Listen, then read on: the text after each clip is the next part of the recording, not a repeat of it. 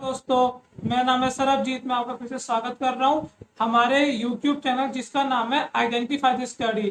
तो दोस्तों, आज का जो हमारा टॉपिक है वो रहेगा class 12th history chapter number 2 से, जिसका नाम है किंग्स, वो फार्मर्स एंड वो सिटीज, मतलब यानी कि राजा, किसान और नगर। तो चलिए वो दोस्तों, हम जाते हैं अपने टॉपिक की ओर। हाँ जी दोस्तों, तो आज का जो हमारा टॉपिक है उस पे हम जो मुख्य रूप से जो हम वो पॉइंट ऑफ व्यू डालेंगे वो हम डालेंगे हमारी अर्ली एम्पायर और अर्ली इकोनॉमी के ऊपर, मतलब यानी कि आरंभिक राज्य या राजा और अर्थव्यवस्था के ऊपर। तो ये किस प्रकार से हुआ हम मतलब थोड़ा मतलब ये हम मतलब जानेंगे। तो ये जो टाइम पीरियड है ये लगभग 600 ईसा पूर्व से लेकर 600 ईस्वी के बीच में, और साथ में ये लगभग हड़प्पा सभ्यता के अंत के 1500 साल वो बाद का है। ठीक है, जब सम्राट अशोक, चंद्रगुप्त मौर्य, अजात शत्रु, बिंबिसार, ये मतलब कुछ राजाओं के नाम है जो उस टाइम पे मतलब ये मतलब जिस टाइम पीरियड का है उस टाइम पे रूल करते थे हमारे इंडिया के ऊपर। और सबसे ऊपर जो था जी वो मगध साम्राज्य था। ठीक है, तो आगे हम इसके ऊपर भी मतलब हम जानेंगे। तो जैसे कि सबसे पहले हमारे यहाँ पे एक चीज आती है कि हमें को पता लगता है कैसे, क्योंकि ये जो कुछ साल थे ना, इनके मतलब इनको मतलब क्या मतलब लेकर एविडेंस क्या, तो एविडेंस है एक तो ऋग्वेद। जी, हिंदू समाज का सबसे प्राचीन जो वेद है मतलब ऋग्वेद, इसी टाइम पीरियड के अंदर इसका वो निर्माण हुआ था। दूसरा ये कि हमारे पास अभिलेख है, मतलब काफी हम मतलब क्या रिपोर्ट्स है। तीसरा, उस टाइम की जो हाँ जी जो करेंसी जो चलती थी वो जो हमारे पास वो ग्रंथ है, एग्जाम्पल में अभी कहा कि ऋग्वेद। और चौथा, जो उस टाइम के हमें जो वो पिक्चर्स वो मिलती है अलग अलग अलग जगहों से, ये तो मतलब चार चीजें होगी और चार चीजों के ऊपर ही हमारा ये सारा डिफाइन है। तो सबसे पहला जो पॉइंट आता है कि अशोक के मतलब टाइम पीरियड की जो लिपि थी, ब्राह्मी और खरोष्टी लिपि, दोनों लिपियां काफी ज्यादा इंपॉर्टेंट और वो मेन थी। और इसको वो पढ़ा किसने? 1830 के अंदर जेम्स प्रिंसेप नाम के आदमी ने इन दोनों लिपियों का अर्थ निकालना सीख लिया। और उनके अर्थ निकालने से ये हुआ कि इस टाइम पीरियड का जो इतिहास है ना वो कई हद तक साफ हो गया। अभिलेख, सिक्कों के बारे में काफी सारी जानकारियां भी आई, क्योंकि अभिलेखों में जो कुछ लिखा हुआ था वो उस टाइम के समाज और अर्थव्यवस्था को लेकर ही लिखा हुआ था। उस टाइम के जो जो राजा थे उनके जीवन के ऊपर लिखा हुआ था। इसीलिए तो जेम्स प्रिंसेप ने सबसे पहला पॉइंट आता है, अगर जेम्स प्रिंसेप ब्राह्मी और खरोष्टी लिपि का अर्थ निकालने में असमर्थ रहते तो हो सकता है कि हम उस टाइम पीरियड को लेकर आज भी हम मतलब अज्ञात होते, कि हम जान नहीं हो पाते कि उस टाइम पीरियड में ऐसा था क्या। तो एक तो सबसे पहला पॉइंट आपका ये आता है। अब हम आते हैं दूसरे ओर। जब दूसरा जो पॉइंट है वो हमारा ये आता है कि आरंभिक राज्य, आरंभिक राज्यों में आता है हमारा 16 महाजनपद। अच्छा, अब इनका अस्तित्व देखिए, जिस हम टाइम पीरियड की हम बात मतलब कर रहे हैं लगभग 600 ईसा पूर्व से लेकर 600 ईस्वी के बीच में, तो इस टाइम पीरियड में दो धर्मों का उदय हुआ था, जैन और वो बौद्ध धर्म। तो इन दोनों धर्मों के मतलब ग्रंथों के अंदर कहीं ना कहीं 16 और 5 जनपदों का नाम मतलब लिखा गया है। और उसमें से कुछ के नाम है वो हाँ जी वो मगध, वो पज्जी, कौशल, कुरु, वो पांचाल, अवंती, गांधार, ये सब मतलब वो मुख्य रूप से ये नाम।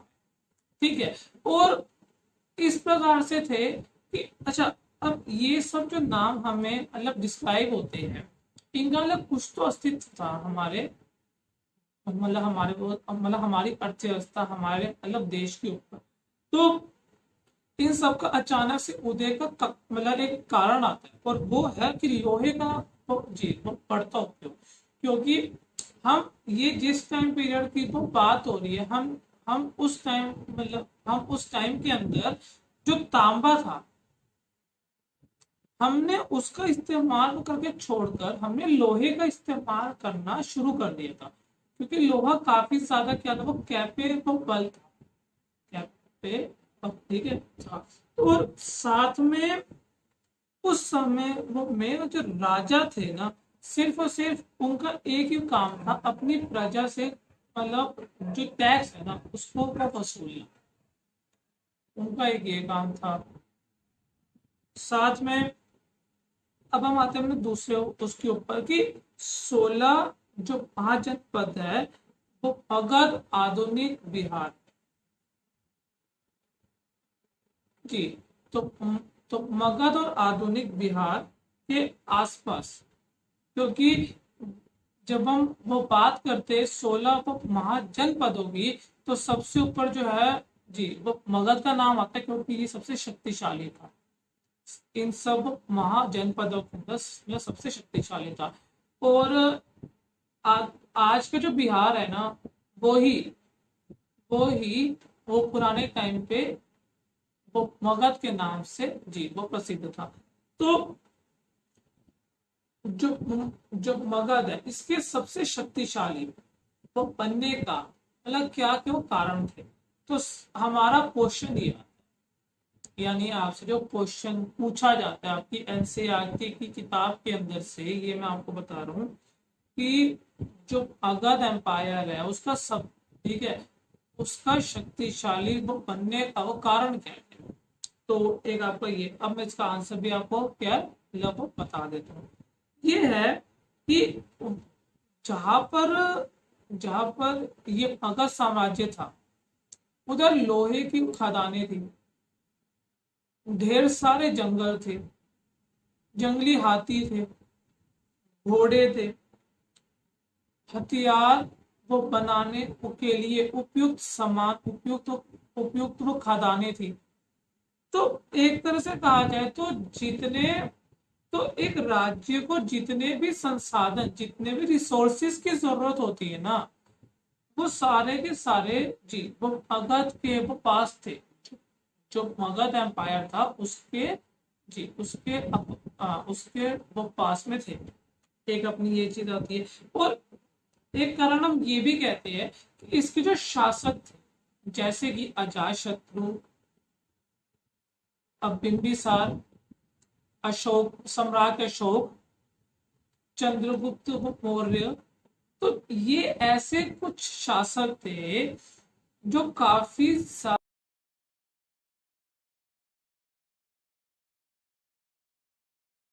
जी, तो ये जो शासक थे काफी ज्यादा मतलब काबिल थे।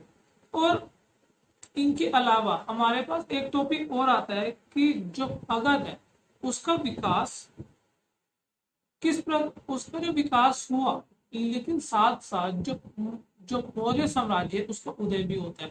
तो किस प्रकार से, तो देखिए, जो मौर्य साम्राज्य है ये सिर्फ लगभग 150 सालों तक अपने देश में रहा। और 150 साल काफी ज्यादा इम्पोर्टेंट भी है, क्योंकि इन्होंने काफी ज्यादा मतलब चेंजेस मतलब करे हैं अपने हमारे अंदर देश के अंदर। तो हम देखते हैं कि मतलब ऐसा क्या क्या था। तो सबसे पहला आता है कि जानकारी के स्रोत। तो चंद्रगुप्त मौर्य वो मौर्य साम्राज्य के संस्थापक थे, यानी कि जिसे हम वो फाउंडर कहते हैं। इन्होंने मतलब जो मौर्य साम्राज्य है स्टार्ट किया। अब इनके दरबार में यूनानी राजदूत वो एगस्थनीज रहे, और इन्होंने एक इंडिकन नामक किताब लिखी, और उस किताब के अंदर इनकी सोशल इकोनॉमिक लाइफ के ऊपर काफी ज्यादा मतलब डिस्क्राइब से लिखा गया है। और मतलब जो उनका सामाजिक आर्थिक जीवन रहा था उसके ऊपर। और इससे हमें ये समझ में आती है कि उस टाइम में जो मौर्य साम्राज्य है उसने ऐसे क्या क्या चेंजेस किए थे, और यही हमारे क्वेश्चन भी आता है कि ये आप बताइए कि जो मौर्य साम्राज्य है उसकी जानकारी के स्रोत क्या क्या है। अब मैंने आपको इसी के अंदर दो क्वेश्चन समझा दिए। एक ये कि जो मगध है उसके सबसे शक्तिशाली होने का मतलब कारण क्या है। दूसरा क्वेश्चन ये कि जो मौर्य साम्राज्य है उसके उसके जानकारी की स्रोत क्या क्या है। तो सबसे सबसे जी तो पहला तो अपना मतलब ये आ गया कि यूनानी राजदूत जो एगस्टनीस थे उनके द्वारा लिखी गई एक किताब थी जिसका नाम था इंडिका। दूसरा ये कि चाणक्य द्वारा लिखी गई अर्थशास्त्र। जी तो दोस्तों चाणक्य इनके एक तरह से अगर कहा जाए तो एडवाइजर और वो मंत्री भी थे। हम मतलब हम चाणक्य अगर मतलब हम कहे या फिर हम कौटिल्य वो कहे तो ये दोनों मतलब एक ही है, और ये इनके मंत्री और एडवाइजर दोनों ही थे। तो दोस्तों एक तो चाणक्य की मतलब लिखी थी अर्थशास्त्र वाली किताब। तीसरा हमारे पे ये आता है कि अशोक चक्रवर्ती सम्राट अशोक की जो कलिंग पर जो विजय हुई थी, क्योंकि जब कलिंग का युद्ध हुआ था तो लगभग हजारों लोगों वो मौत के घाट उतार दिया लग गया था अशोक द्वारा। तो एक तो ये जो युद्ध हुआ था ये काफी यादगार था। तो और मतलब कई सारे अभिलेख है, वो कई सारे ऐसा मतलब क्या वो जी वो क्या वो प्रशस्ति है जो उस टाइम की जो क्या है वो मुद्राएं चलती मतलब यानी कि आघात वो सिक्के मतलब ये सब चीजें हमें वो बताती है कि जो मौर्य साम्राज्य है वो किस प्रकार का था, या उसकी नीतियां किस प्रकार से चलती थी। अब अशोक द्वारा लिखवाए गए जो अभिलेख है उनमें उनमें धर्म का प्रचार हुआ। अच्छा एक बात थी कि चंद्रगुप्त मौर्य ये जैन धर्म को मतलब जी वो फॉलो मतलब करते थे, और जो अशोक थे वो जी वो बौद्ध धर्म को एडमायर मतलब वो मतलब एक तरह से मतलब कहा जाए तो वो फॉलो मतलब करते थे। तो दो चीजें आ गई। ये जो जो मैं आपको वो जी वो पॉइंट समझा रहा हूँ ये काफी ज्यादा इम्पोर्टेंट है आपके हिस्ट्री के सिलेबस के हिसाब से जो है मतलब आप मतलब चैप्टर दिखते हैं। अच्छा अशोक का धर्म था, अशोक ने अपने अभिलेखों में धर्म का प्रचार किया। धर्म किसी भी प्रकार का कोई एक रिलीजन नहीं था, धर्म इन्होंने एक अपने आप से शुरू किया था, क्योंकि जो धर्म है वो ठीक है मतलब उसका क्या है कि वो ना कोई एक ग्रंथ था ना कोई मतलब कोई एक तरह से कहा जाए तो धर्म स्थल था। इसलिए अशोक ने जो धर्म का प्रचार किया वो उसने अपनी इच्छा से किया था, और उसमें ये लिखा था कि हमें हमेशा वो बड़ों के वो प्रति आदर, ब्राह्मणों के प्रति उदारता रखनी चाहिए, जो हमारे सेवक जो हमारे दास है उनके प्रति हमेशा उदार व्यवहार करना चाहिए, और दूसरे धर्मों और उनकी वो परंपराओं का हमेशा हमें आदर करना चाहिए। तो अशोक के धर्म में ये सब चीज जो वो जो वो बातें थी ये लिखी थी। कहा जाए तो ये तो अगर कहा जाए तो ये एज इट इज एक वो मूल मंत्र की तरह है। एक हमारा आता है कि साम्राज्य का प्रशासन ये किस प्रकार से था। तो साम्राज्य का प्रशासन ये जो था वो केंद्रीय था, क्योंकि सबसे वो पहले जो मौर्य साम्राज्य की जो राजधानी रही वो राजगीर रही थी। राजगीर भी आज का आधुनिक वो भारत ही है। तो राजगीर फिर उसके बाद वो मगध में चेंज हुआ। तो एक ये डिफरेंस आता है। दूसरा ये है कि इनके राजनीतिक मतलब क्या है, वो केंद्र थे, जैसे कि वो तक्षशिला, उज्जैन, आपका वो तोसल एंड स्वर्णगिरी। तो ये चार इनके राजनीतिक केंद्र, और इनकी एक राजधानी थी जी वो पाटलिपुत्र। ठीक है, वो पाटलिपुत्र एक इनकी ये राजधानी। तो जो मगध साम्राज्य, राजगिरी, और ये वो जी और ये वो पाटलिपुत्र। ठीक है, तो तीन का मतलब आपने लेके नाम ढंग से याद रखना है। अब इनके साम्राज्य के अंदर भूमि और और जी बुद्ध अधिया, तो दोनों ओर से ट्रेड होता था। ट्रेड मतलब यानी जो हम लोग व्यापार करते हैं। राज धर्म के नवीन सिद्धांत मतलब क्या कहते हैं, क्योंकि इस प्रकार से करा गया। अब राजधर्म किस प्रकार से कि राजा अपने क्या कार्य मतलब करेगा प्रजा के प्रति, प्रजा क्या कार्य मतलब करेगी अपने राजा के प्रति, इसके ऊपर। तो दक्षिण के राजा और सरदार उस टाइम पे जो जी जो गया है जो गया है वो सरदार शब्द है, ये आ चुका था। तो दक्षिण के राजा और सरदार तमिलकम, तमिलकम का मतलब है कि तमिलनाडु, आंध्र प्रदेश और केरल के अंदर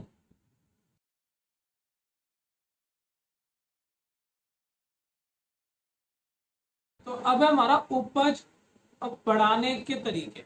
तो इसमें सबसे पहले आता है अपना कि एक तो ये लोग हल का उपयोग मतलब करते थे अपने खेतों के अंदर। दूसरा कि कुएं और वो नहरों मतलब के जरिए अपने खेतों की ये लोग क्या वो सिंचाई मतलब करते थे, और जितना हो सके अपनी भूमि को उपजाऊ रखने की ये लोग मतलब कोशिश मतलब करते रहते थे। तो ये थी इनकी मतलब कुछ उपज को बढ़ाने के मतलब तरीके। चलिए एक चीज अब हम आते हैं इसकी शिल्प का, सबसे ज्यादा मतलब इम्पोर्टेंट है मतलब शिल्प मतलब कार्य किस तरीके एज अगर हम कहा जाए तो आर्टिफैक्ट्स है, आर्टिफैक्ट्स। तो एक तो अपने जो मिट्टी के वो कटोरे होते हैं या थालियां हो गई, सोने चांदी वो जी वो कांसे तांबे, उनके वो जी वो बर्तन हो गए, हाथी दांत के वो बने हुए मतलब उपकरण, या फिर हाथी दांत के बने हुए कुछ वो पदार्थ हो गए, तो या वो गहने हो गए। तो ये सब चीजें काफी ज्यादा इम्पोर्टेंट है, ये आर्टिफैक्ट्स के अंदर आती है। और इनसे भी अब पता चलता है कि इनकी जो कला थी, इनकी जो आर्ट थी वो किस तरीके की थी। उपमार्गों व समुद्री जो इनके मार्ग थे। अच्छा, भूमार्ग और समुद्री मार्ग मतलब किस किस तरीके थे, क्योंकि ये लोग दोनों तरीकों से ही अपना व्यापार चलाते। ठीक है, घोड़े, अब घोड़े, अब बैल हो गया, हाथी हो गया, मतलब ऐसे मतलब कई सारे जानवर थे जिनका ये लोग उपयोग भी करते थे। सिक्के और राजा, अच्छा सिक्के में मैंने मतलब आपको वो बता दिया था हड़प्पा के अंदर भी कि आघात सिक्कों का उपयोग होता था। ठीक है, और राजाओं की प्रतिमा भी होती थी उनके ऊपर, एक चीज भी आती है हमारे पास। अच्छा, अब एक हमारा आता है कि ब्राह्मी खरोष्ठी मतलब लिपि का ज्ञात ये कैसे होता है। आपकी एनसीईआरटी के चैप्टर के अंदर ही है ये, जितना भी अभी तक मतलब आपको समझाया है जो प्रिपेयर करवाया है, ये सारा आपका दोस्तों एनसीईआरटी की किताब के अंदर ही है। कोई भी टॉपिक ऐसा नहीं है जो आपके चैप्टर से आउट ऑफ सिलेबस या आउट में जाए, ऐसा कुछ नहीं है, आपके चैप्टर के हिसाब से ही है। सो प्लीज जो समझा रहा हूँ एक बार उसे आप रीड आउट जरूर करें अपनी एनसीईआरटी की तो किताब से, जरूर आपको जी मतलब वो फायदा होगा। तो एक हमारे पास देखिए ब्राह्मी खरोष्ठी जो लिपि है उसका ज्ञात हुआ कैसे। तो इस प्रकार से हुआ कि ब्राह्मी लिपि का प्रयोग तो अशोक ने किया, और खरोश और जेम्स प्रिंसेप ने तो अपनी मतलब क्या निकाल ही लिया उसका अर्थ। लेकिन खरोष्टी लिपि की जो कहानी है ना वो थोड़ी सी अलग है। वो ऐसी है कि जब खरोष्टी लिपि का प्रयोग किया गया उसके साथ साथ यूनानी लिपि का भी मतलब प्रयोग किया गया। तो जो जेम्स प्रिंसेप थे उन्होंने यूनानी लिपि को वो पढ़ा, और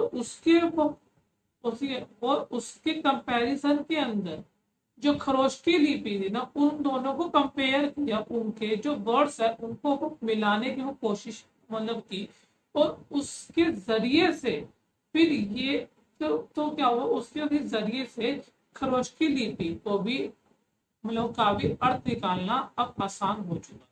तो यानी कि जेम्स प्रिंसेप ने ही एक ऐसे व्यक्ति है कि जिन्होंने ब्राह्मी और खरोष्टी लिपि का अर्थ निकाला।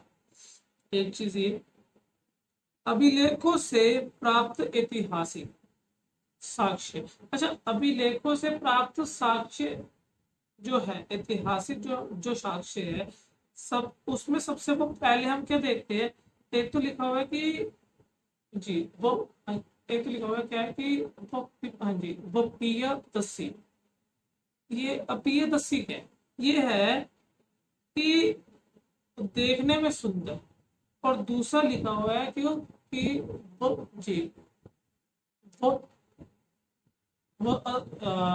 देवान प्रिय। अच्छा, अभी अभी देवान प्रिय है कि यानी कि वो देवताओं की प्रिय, देवान प्रिय देवताओं की प्रिय, और प्रियदर्शी यानी देखने में सुंदर। तो दो चीजें आती है, और दो चीजें अभिलेखों में साफ साफ इनके अर्थ के साथ दी हुई है कि जिससे समझने में आसानी, कि मतलब कुछ वोकैब यानी कुछ शब्द ऐसे होते हैं कि जिन्हें समझना कठिन होता है उनके उस हिसाब से। अच्छा, एक बात आती है कि अभिलेख साक्ष्य की सीमाएं कितनी है। अभिलेख साक्ष्य की सीमाएं इतनी है, देखिए अभिलेख साक्ष्य की सीमाएं ना मतलब काफी ज्यादा है और ना काफी कम है, क्योंकि अभिलेखों के ऊपर हम विश्वास उस हद तक कर सकते हैं जब तक हमें जो साहित्यिक स्रोत है, जब तक हम इन दोनों को कंपैरिजन में मतलब नहीं, मतलब हम लेखों को आएंगे, क्योंकि जरूरी और नहीं है कि अभिलेखों में जो लिखा हुआ है वो सारी जो वो बातें हैं जी अलग क्या है वो ट्रुथ हो, क्योंकि कुछ चीजें ऐसी है जो लिखी नहीं जानी चाहिए उनको, लेकिन तब भी मतलब राजा के दबाव में आकर लिखी जाती है। तो हमें जो हमारे साक्ष्य है, अभिलेख, और साथ में जो साहित्यिक स्रोत है, मतलब जैसे एग्जाम्पल के तौर पे जो ऋग्वेद है, तो हमें इन सबको एज एक बुक टैली करके मतलब हमें मतलब चलना होगा, एज एक कंपैरिजन हमें मतलब कि वो रखना होगा कि अभिलेख की जो साक्ष्य है वो भी मतलब इससे कि वो कायम मतलब रहे, और हम ये जान सके कि उनके अंदर मतलब कितनी क्या है, हाँ जी, मतलब एक तरह से काटे तो क्या है जी, अब हाँ जी क्या है, बहुत मतलब एक तरह से बहुत सच्चाई है। ठीक है दोस्तों, तो इसी के साथ साथ हम उसका एक जो वो वास्तविक एक वो एक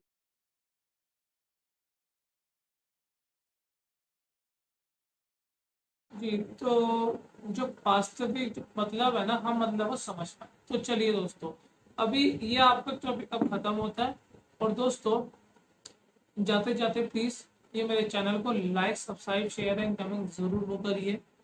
डिस्क्रिप्शन के अंदर हड़प्पन सिविलाइजेशन जो मेरी वीडियो है उसका लिंक मतलब मैं आपको केवल दे दूंगा, जिससे आपको आसानी होगी तो समझने में मतलब ऐसी क्या क्या चीजें हैं जो अभी भी आप अधूरी मतलब जो आप मतलब अभी जो आपके लिए छूट रही है, तो प्लीज आप वो देख सकते हैं। साथ साथ आप हमें FB इंस्टा के ऊपर वो जी मतलब हमें क्या वो जी वो फॉलो मतलब जरूर वो करें। साथ में आपको किसी और टॉपिक पे वीडियो चाहिए तो प्लीज कमेंट सेक्शन में हमें लिखकर जरूर बताइए, और इसी तरीके से हमारा हमें मतलब सपोर्ट करते रहिए। आपके लिए ऐसी एजुकेशनल वीडियो हम लाते मतलब रहेंगे, ओके, सो दोस्तों, थैंक यू।